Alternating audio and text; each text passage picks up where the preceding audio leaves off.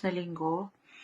So, i-claim naman natin na kahit paano, along with your other cards, sumangat yung justice, opportunity, positive possibilities, na may paraan, may solusyon, lalo kung meron kayong pinagdadaanan sa isang relasyon, okay? Ayan.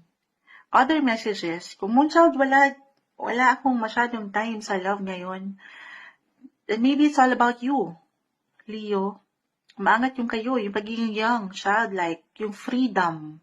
Kahit ikaw lang muna, magandang pagkakataon ito. Actually, kusa itong aangat sa inyo, yung pagiging magnetic nyo lalo. Charming, gusto nyo yun. Yung attraction, again, Venus right now, nasa inyong mga sign.